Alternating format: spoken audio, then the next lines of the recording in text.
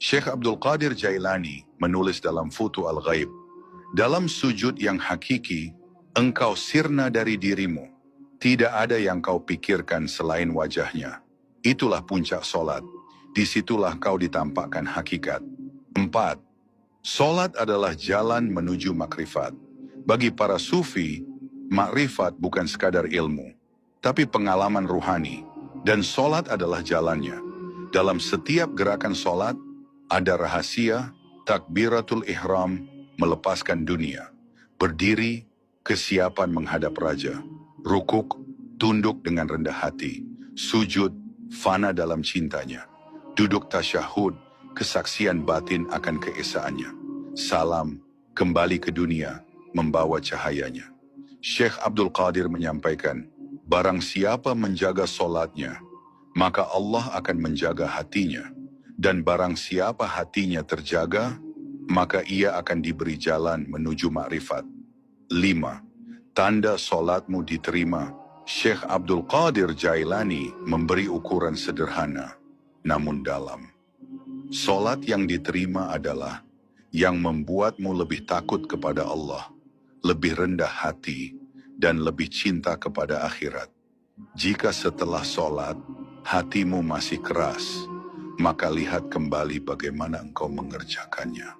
Para wali Allah tidak membanggakan banyaknya solat, tapi sejauh mana solat itu mengubah diri mereka. 6. Solat sebagai pelindung ruhani. Dalam dunia yang penuh godaan, solat adalah benteng. Allah berfirman, sesungguhnya solat itu mencegah dari perbuatan keji dan mungkar.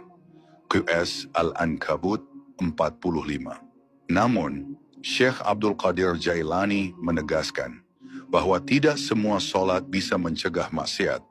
Hanya solat yang khusyuk, yang disertai kehadiran jiwa, yang bisa menjadi pelindung sejati. 7. Solat orang awam, orang khusus, dan para arifin.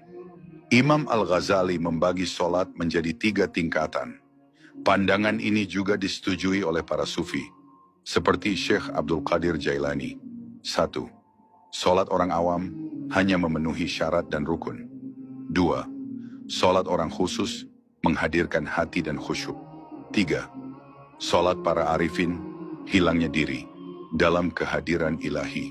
Syekh Abdul Qadir menyebut solat para arifin sebagai liqa ma'allah, pertemuan rahasia antara hamba dan Robnya, tanpa tirai, tanpa kata. 8. Menjaga waktu solat adalah awal jalan suluk. Waktu solat adalah panggilan langsung dari langit. Ketika azan dikumandangkan, langit membuka gerbangnya. Jika seorang salik menjaga waktu solat, itulah awal diterimanya ia dalam suluk. Syekh Abdul Qadir Jailani mengingatkan, orang yang menunda solat berarti ia telah menunda pertemuannya dengan Allah.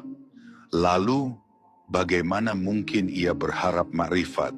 Ya Allah, ajarkan kami solat yang menghidupkan jiwa, yang menggetarkan hati, dan meneteskan air mata, yang menjadikan kami hamba, bukan hanya pengamal, yang membuat kami fana dalam sujud dan baqa bersamamu setelah salam.